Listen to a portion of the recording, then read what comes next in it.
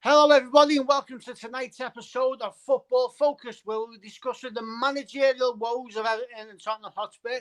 We'll be looking at the refereeing and VAR standards at Euro 2020, and we might even have a look at any transfer rumours or anything that are rocking around. So, firstly, let's look at Spurs first. Spurs seem like they're in quite a bit of trouble right now.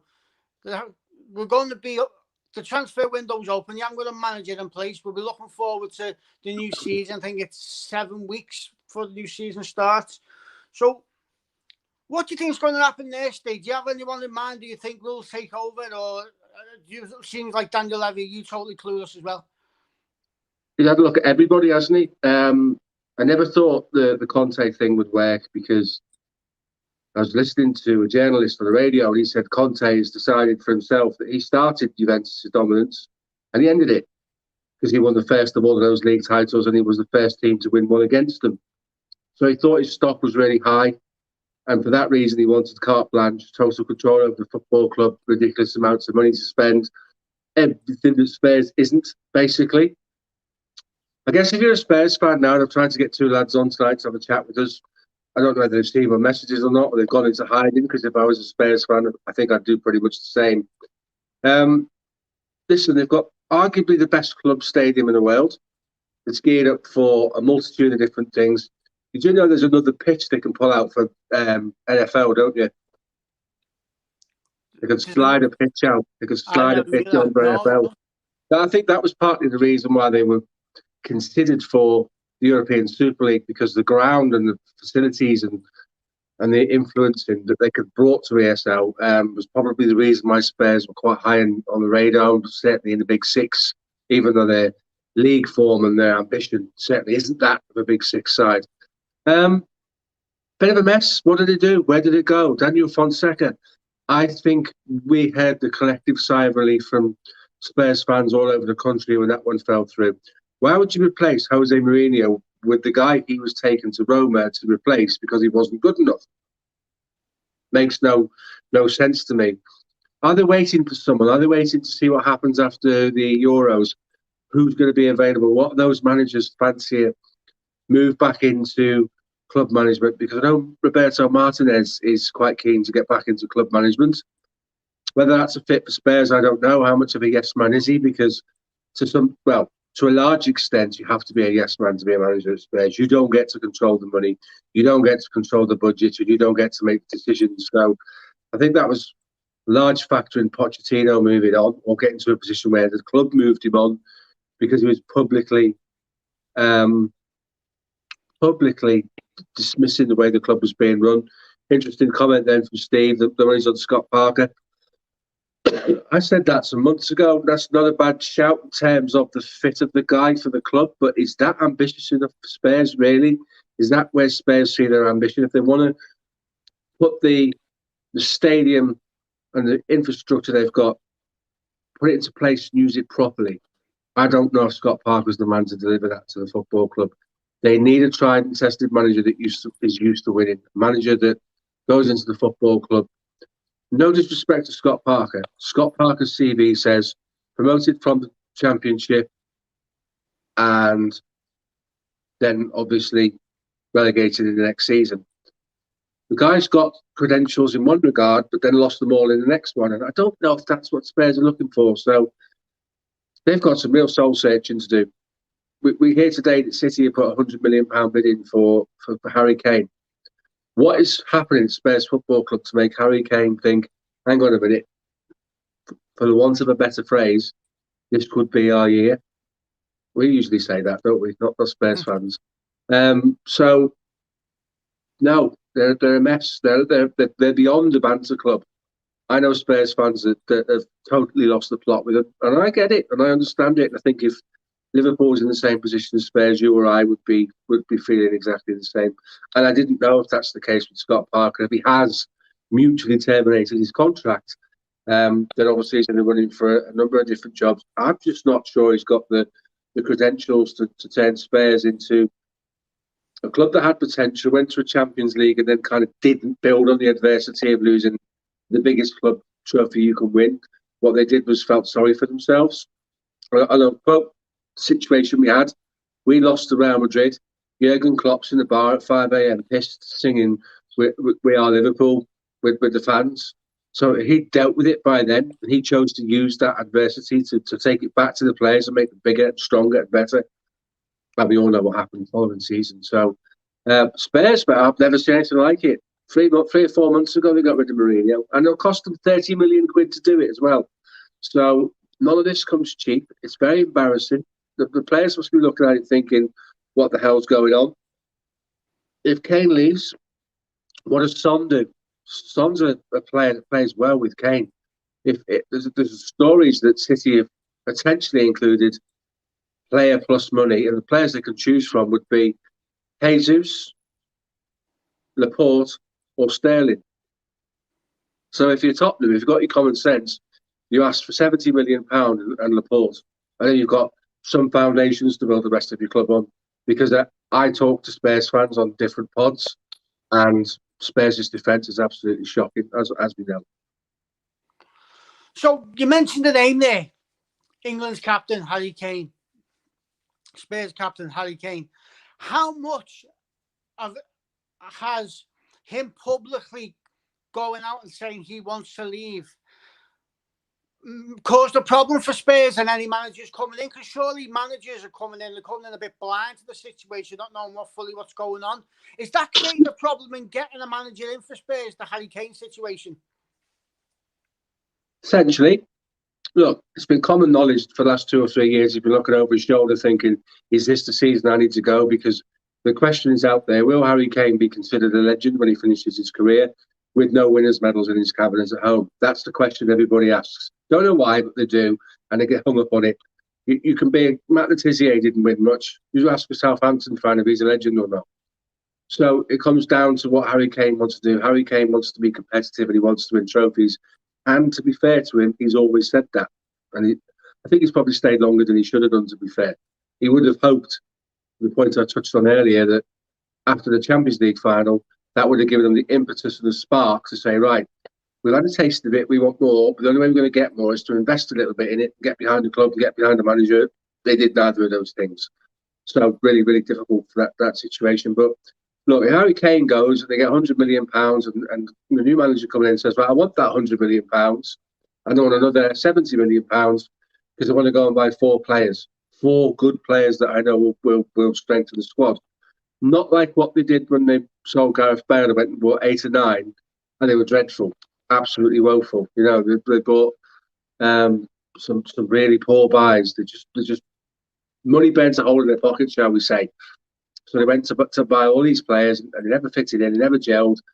They were big contracts. It took them 2 or 3 years to get rid of them. They learned from that. And that might be why they're approaching things differently now. But look, we've all known Harry Kane was primed for a move at some point. The biggest issue with Spurs is it's a rebuilding job. It's a massive rebuilding job. There's maybe 4 or 5 players there that any manager of any credibility would want to keep. And you're not going to get the signs from Daniel Levy, and you're going to bankroll replacing those players. That's the difficulty. What is the project? Where is it at? And how much support is from the club to take it to the next level? Do you think as a project, Spades is an attractive project, or you think it's a poison chalice, Steve?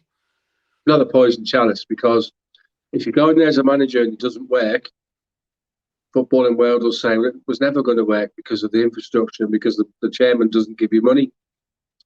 If you go in there and make a good fist of it like Pochettino did, it can be a springboard to all manner of things. Look at him, he's with the richest club in the world, one of the richest clubs in the world. No, I don't think it's a poison chalice. I think it's a tough project because the club have got ambitions above their station because they don't back up those ambitions. The fans have got little expectation now because they've been messed around for a time now, and they've just had enough. So the manager goes in there with no pressure from the fans. What the fans want to see is a manager with some history, with some credibility, a manager that knows how to manage. You know, fair play to Ryan Mason. He knows more than you and I do, and he's been put in a difficult position, and he's done okay. But at 29 years old, some of those players are the same age as him. And he's got no managerial credibility. He's been put into a position because he was at the club. And I'm sure he's the right man to be put in that position for where Tottenham were, so I'm not discrediting him in any way at all. But I've heard people saying on the radio that potentially he should just have the job for next season. That can't work. They'll lose further ground. You know, they've got this fantastic stadium. It is amazing. What they now need to do is give it a team that belongs in that stadium, an infrastructure, managerial infrastructure that belongs in that stadium, and some investment to take Spurs on, because this is difficult. Another 12 months of being where they are now might take them 10 years to recover.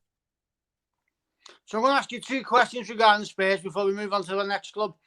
Number 1, who do you think should take over as Spurs manager? And number 2, who do you think will take over as Spurs manager? I think they should go look at the successful managers from the Euros to give them the daily input. I'm not sure Roberto Martinez is the right man, given his Everton experiences. Is Mancini someone that they could look at, who clearly has got a tune out of an Italian side that is more workhorse-like than spectacular? I think that's fair to say. Yogi Löw's coming out of his job at Germany. Will we see him sniffing his fingers down at Tottenham next season? Who knows, mate?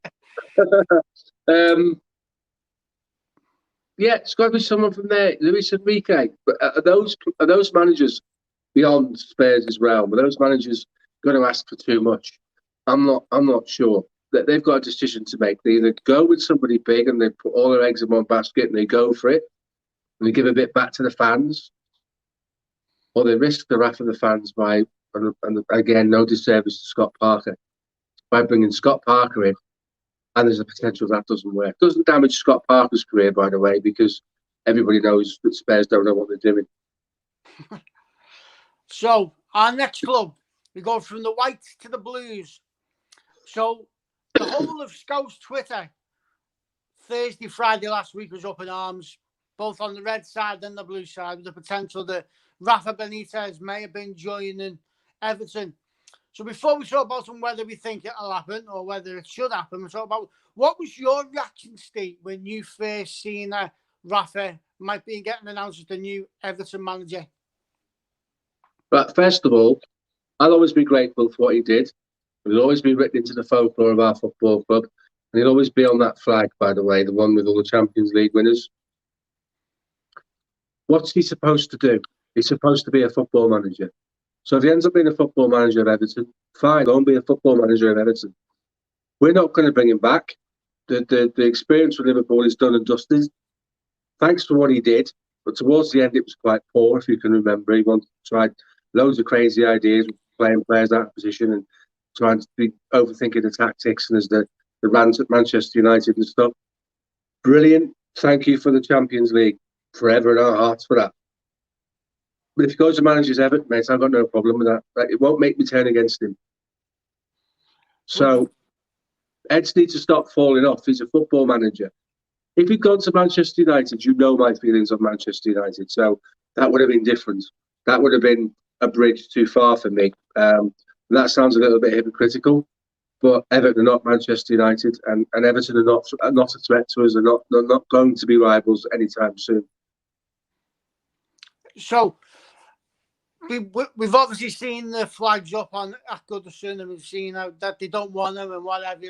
So I would assume personally that's not going to happen now. Would you assume the same stage? Do you think it's done and dusted, Rafa going to Everton? I don't think you can rule it out, because there was a similar backlash from the Chelsea fans when it became evident that he might end up going to Chelsea. Listen, that guy's got broad shoulders and he's not worried about things like that. He'd be worried about the job. If you're going to be a football manager of any sort of notoriety and win things, the last thing you need to worry about is what a few people with spare bed sheets right on sheets to stick up outside Goodison, mate. You know, you really don't need to worry about those people. That's a reactionary thing. If they start the season next year with 6 wins on the spin, they'll love him. Simple as that. Rafa will go there. It's right for Rafa, not because the fans put things outside. He's not bothered by those things.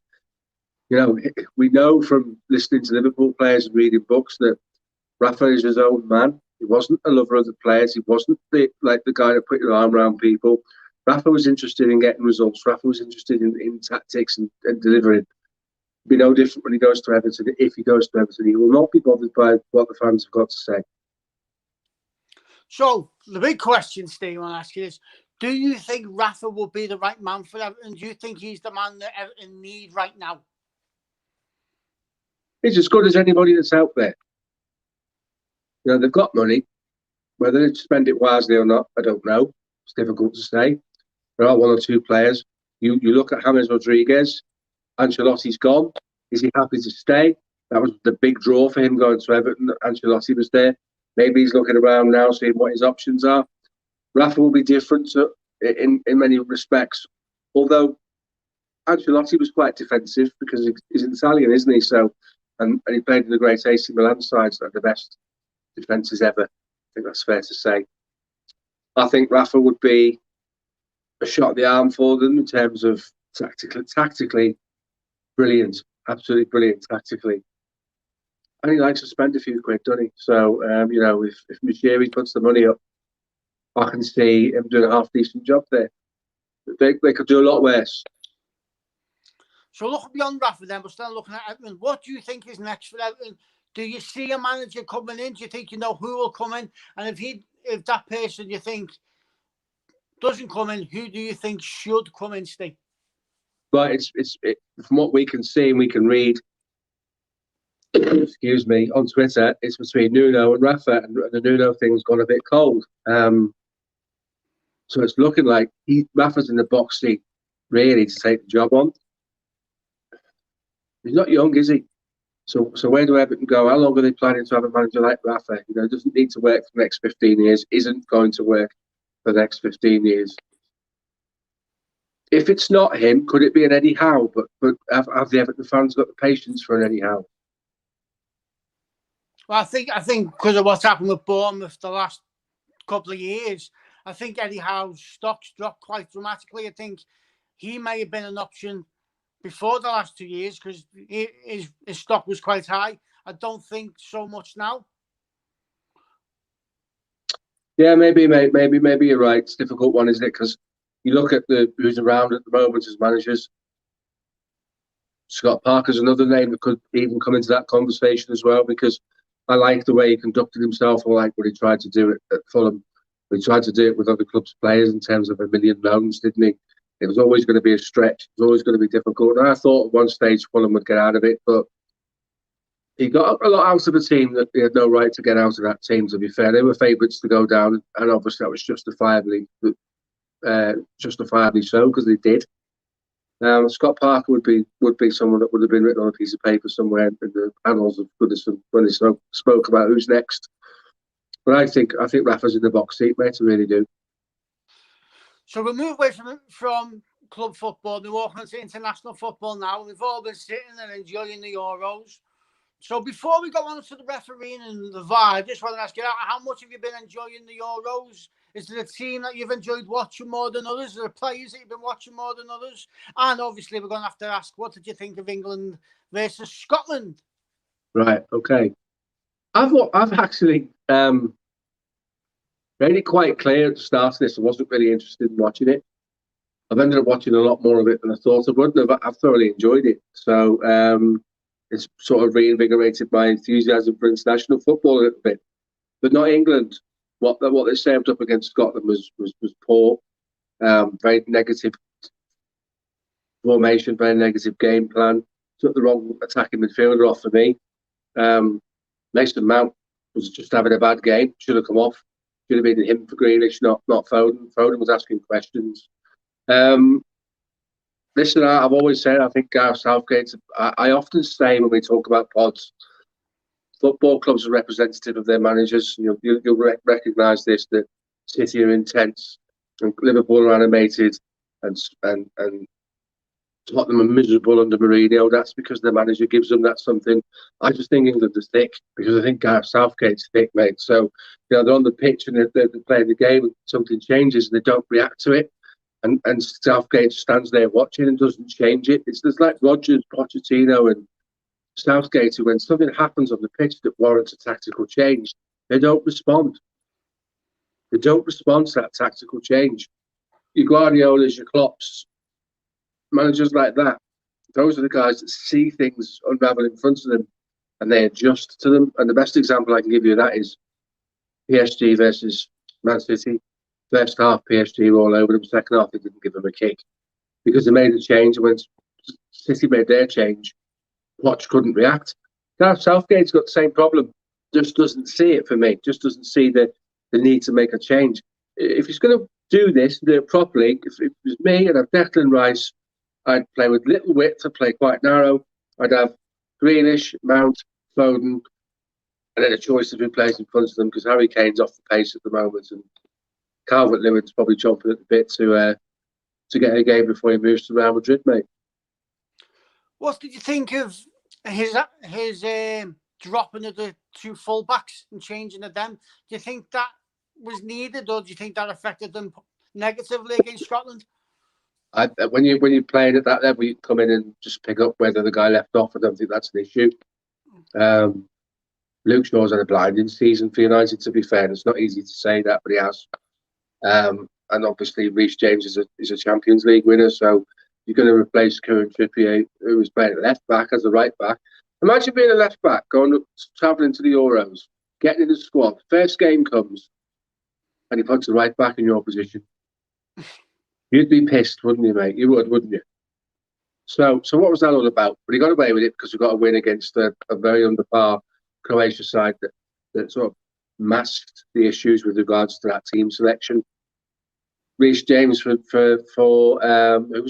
started on the right in the first game? Walker. Walker's quicker than James. They're just different players, but they do the same job. The difference would have been if Trent had been fit. Trent would give you a bit more going forward, but Reece James puts a decent ball in the box, as Harry Kane really got the end of one of them, didn't he? So I don't think the full-backs was the issue. I think the structure of the midfield with two players sitting in there, two players sitting and Billy Gilmore run the game. Scottish Billy Gilmore running the game like he was Zinedine Zidane. Hey, he was bossed it. And the mad thing is, for the first 20 minutes, the commentators on the telly was saying, he looks really tired, he's off the pace, he can't do this, he can't do that. We coasted through that game, mate. He sat there and just bossed it. And it was nice to see a player playing with intelligence. So looking forward to tomorrow's game then, Steve, and England play Czech Republic. Do England get out of the group, or do Czech Republic bring a surprise tomorrow? Yeah, I think England get out of the group. I think they've got a little bit too much for them. Obviously you've got to watch the Schick, who's in form. Don't give him the ball on the halfway line for a start. Because they know they have to win, they probably will win. Because the Scotland game was a game they didn't want to lose. I think they played it like they didn't want to lose it. Sometimes you get caught between a rock and a hard place, and you just got to go for it. Just got to.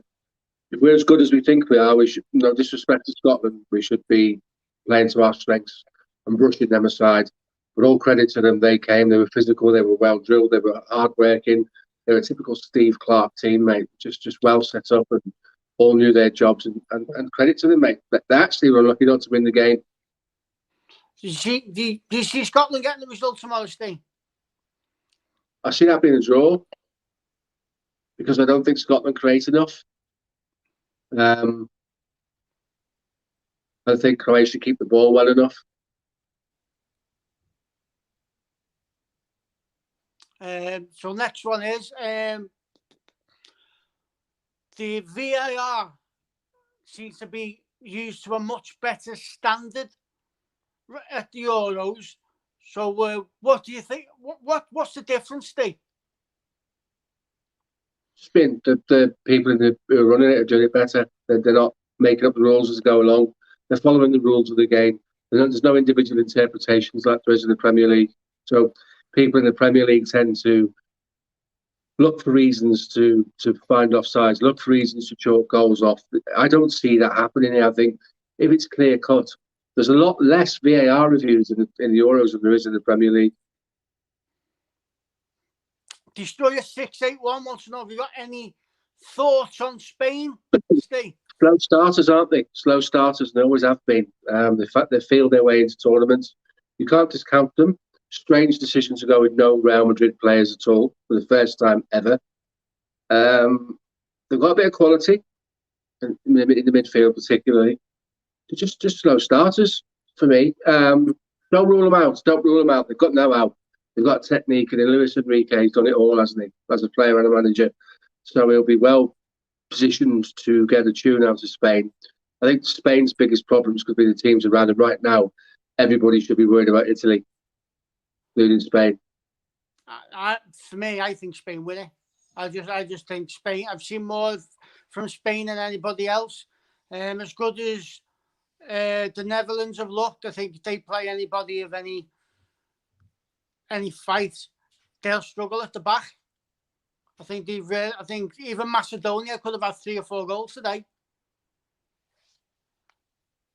Yes, in terms of know-how, Ramos would be a miss for anybody. Listen, I don't like the guy. I don't like the way he goes about football. He's dirty, he's cynical, but he's a winner. You know, there's pictures of him on social media with all the trophies he's won because he's leaving Real Madrid. He hasn't won them by himself, but he's been a key part of that. And I think his know-how now at the stage of his career, I think it's 34, 35, his know-how would have been exceptional. What he is a big personality and someone that challenges the status quo of a dressing room. So if Enrique doesn't want a protagonist in his dressing room like Ramos can be, wants to do it his way, you can understand why I left him out. Beyond this tournament, Ramos doesn't have an international future because of his age.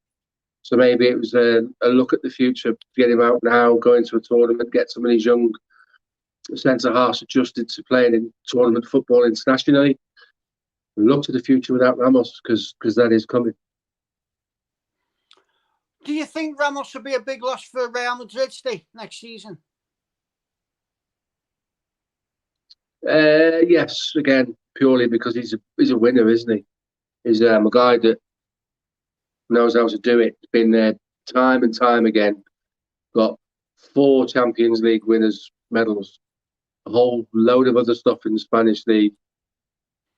We talked about Klopp turning Liverpool from doubters to believers, but he did that by teaching the team how to be winners. And for all the things that you could say negatively about Ramos, and there are plenty, what you can't question is the guy's a born winner. Oh, I didn't know they got Alaba on the free. I wasn't aware of that. I didn't know that had happened officially. But he wants to play as a centre midfielder like he plays in Austria. So that'll be an interesting conversation. He's a great player, mate. I would have loved to see him at Liverpool. He'll be a victim of his own versatility because he can play at left back, left centre back, or left side of centre midfield. He's a utility player, but a very, very good utility player. Normally, utility players are jacks of all trades and masters of none.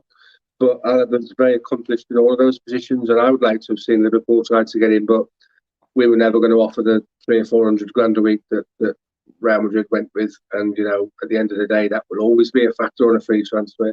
His signing on fee must have been ridiculous. Here's a good question. What would Levy do with the Kane fund if Kane leaves Spurs? What do you think? What would think with that money? Do you think it get all fully invested, or? It's got to be. We appreciate a good question. That we've touched on Spurs earlier, so we'll just go cover it again for your question. So thanks for that. Any manager going in then wants the Kane money, and he wants a little bit more because Spurs are crying out for 4 or 5 players, including a decent centre forward. It transpires that City have put the £100 million bid in, and they can have Jesus, Sterling, or Laporte. This is what's being said. Not that I know, but it's what I read. You can make a case for Laporte. You can make a case for Jesus because they'll need someone to put the ball in the back of the net. You and I have spoken before about the potential for Spurs to look at Dominic Calvert-Lewin with players around him. Would you leave Everton and go to Spurs at the moment? Not sure you would. I think that the projects are similar. And he's probably more comfortable on Merseyside. So I don't see... And this link with Real Madrid, obviously, because Ancelotti's a bit of a cheerleader for Calvert-Lewin because his career's come on in leaps and bounds since that. But I don't know. I think again, you know, the Destroyer mentioned Son. What will Son do if Kane leaves? How will Son feel? The recruitment is massive. So as I say, we got £100 million for Kane. There's £40 million to replace him. Most managers coming into Tottenham won't accept that and shouldn't accept that. So it You needs to be all reinvested. You just mentioned the name there, Calvert-Lewin, and he's been linked over the last couple of days to go to Spurs. How do you think Calvert-Lewin would do if he did sign for not Spurs, sorry, Real Madrid? I don't understand it because Calvert-Lewin's, for me, quite a physical player, and Spanish football's very slow until they get to the final third, and then it accelerates really quickly. And his movement isn't electric in the way that a David Villa or a Fernando Torres had. I don't know. It's a strange one. I think it's an odd fit, to be honest with you. And if he goes there, won't be long before the hankies are out, mate. I really can't see him. I really can't see him fitting in to Real Madrid's long history of Galacticos and Raul, Ronaldo, both Ronaldos. The players they've only played up top for them, and then they go, and the new era is Dominic Calvert-Lewin. It just doesn't seem right, does it? It just doesn't fit. It's not a glamorous name. It's not a South American that's going to set the world on fire and light up the stadium and get the fans on the edge of the seats. It's a guy that's worked really, really hard at this game. Credit to him. Who's come along leaps and bounds, but surely that's the bridge too far. Question for you, Steve. What's your knowledge like on Wimbledon? The tennis. Right. Okay. Now I know what this is about. Right, little bugger. This guy's a little bugger, mate. Because we've been debating this. This guy is Djokovic's #1 fan, mate. He's got posters up on his bedroom wall, however old he is, of Djokovic, right? And I'm saying, for me, Federer's the GOAT, and he's saying Djokovic is the GOAT, and I'm saying they're different players. So I'm not doing this, right, you little sod. I know what you're up to. Back it in.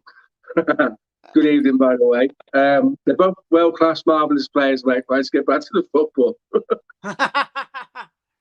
So I think before we wrap up, Steve, I want to talk about transfer rumours and stuff like that, but there hasn't really been any with the Euros being on. So I'm not sure if there's any that you've caught up on that have took your interest. Quiet. It's quiet, isn't it? Anyone wants is playing in Copa America or in the Euros, and their agents and the managers at the moment are quiet, aren't they? So as teams start going out of the tournament, those people that want those players been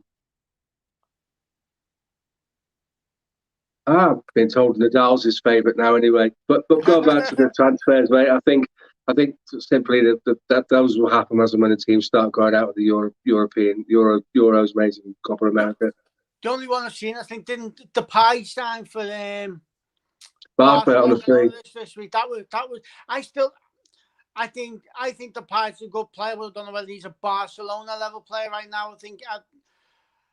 I just don't see what's happening at Barcelona State. I don't know whether he's a Barcelona current financial position player. Absolutely, that speaks of everything, mate. When you're looking for a centre forward to come in to win back the La Liga and have a presence in the Champions League again. And no discredit to Depay, he's proved today that he's a useful footballer.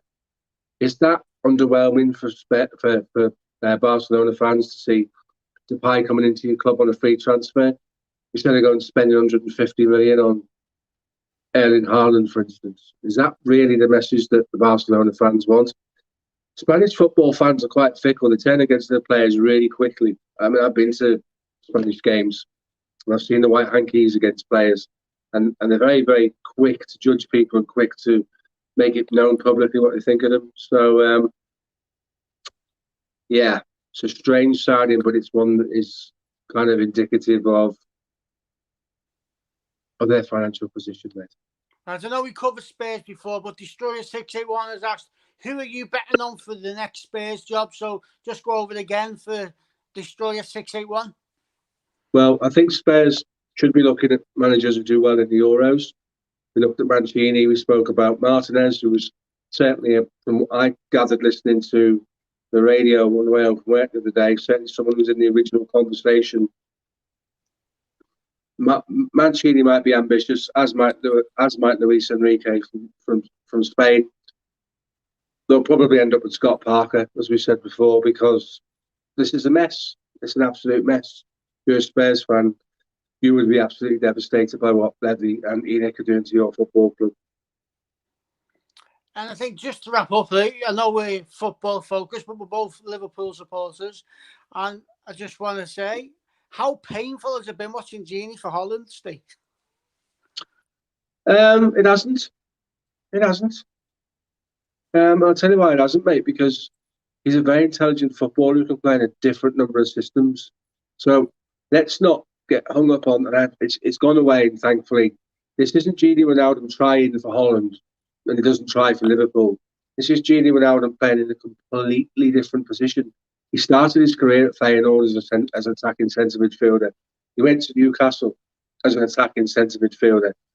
Klopp saw something in him and moved him into a slightly deeper role, which he became world class at and won a Champions League and a Premier League. So you can't knock that. The Dutch just do it differently. We know he's got this in his locker. What it does, it actually makes you even more gutted that he's not a Liverpool player. No, that's what when I said how painful has it been. Is how painful has it been watching Gini knowing he's gone? Not for any other reason. Well, yeah, it is painful. I've just seen a question from Destroyer. Will Spurs win the Conference League? Roma are in it too. So Jose Mourinho will be looking to get one over on his former employers. So it should be a Roma Spurs final if they keep them apart. And I think that's a perfect time to wrap up. Steve, I think we've had a good discussion there. We've chewed the fat over quite a few things there. We've enjoyed the questions. We've answered the questions. So if you've liked what you've watched, please pop on over and follow us on Football Focused on Twitter with only one L in the football. Go over and subscribe on YouTube. We've just got 100 followers and we'd love to 100 subscribers and we'd love another 100. So please come over and subscribe there. Anything else left from you, Steve? No, that's it. Just put that comment on screen there. Interesting comment, and I agree with that, by the way. Graham Potter will get a big job at some point soon. I just don't think the Spurs job where it's at is ideal for Graham Potter. I think Graham Potter needs a more solid foundation with a plan to know where they're going. And suddenly we've got 6 people watching now, so we're going to go. Well, all right, seeing as those 6 people have arrived, what would you think of Graham Potter as a manager for Everton? Yeah, absolutely. Be a good fit, that, because we've got some attacking players there. The likes of Richarlison, who we do hate, is a bit of a pantomime villain. Would probably benefit from playing with somebody like that. Ancelotti was a great manager, don't get me wrong, but yeah, I think Potter would be a decent fit, a better fit for Everton than he would for Spurs. He'd fit in at Spurs because I agree with that. He'd be a yes man, wouldn't he? Maybe he wouldn't. Or he could go to Everton and get given money. Yeah, exactly. And buy a load of Brighton players. Basuma and Allen in midfield for Everton. Yeah, I know. And then, so it's an interesting one. And we know we've touched on Poch before, the guy that can't make tactical changes halfway through a game. Can't see trouble when it's coming and deal with it. So next season's an interesting one for him because PSG not winning the French league 2 years in a row would be unforgivable, wouldn't it? They lost out to Lille this year, so he's under pressure, and it's one of those jobs that you're guaranteed to get the sack at some point. Do you think Graham Potter starts the season at Brighton, or do you think he has a new club to start the season? Well, I'd be at Brighton. I think it'd be at Brighton. I think another 12 months at Brighton. And Ryan's good. Ryan always speaks about Graham Potter. Loves him. He loves Graham Potter. He always bigs him up for all the things we speak about. He will get a decent job. He'd be quite a good fit for Arsenal, to be fair, because the footballing philosophy fits in with what Arsenal fans want to see. Not necessarily what they're seeing at the moment, but what they want to see and what they've done in the years gone by. So I think he's got another 12 months at Brighton, and then has another good season. I think someone will come in. This is an interesting one because this guy likes to spend money. I'm even surprised he was given a job at Spurs. That will end in tears quite quickly, that relationship. This is an ex-director of football from Juventus, if you didn't know him. Yeah. And he's got deep pockets. Well, he likes the club to have deep pockets. he was an easier recruit at the time. They thought they were getting both him and Conte at the same time because they've worked together before. This guy's going to ask for a lot of money. He's not going to get it. So keep your eye on that one. Might be able to have a word in the likes of Mancini's here if Mancini fancies a club job at the end of the Euros. But it is Spurs the right job for Mancini. If he wins the Euros with Italy, he's going to be looking a bit higher up than that, isn't he? He certainly is, yeah. Oh, well then, Steve, we'll wrap up there. Thanks for joining us, Steve. Really enjoyed that tonight. And like I said, if you've liked what you've seen tonight, please follow us on all our social medias. And we love to interact with you. So thank you very much for joining us. Cheers, guys.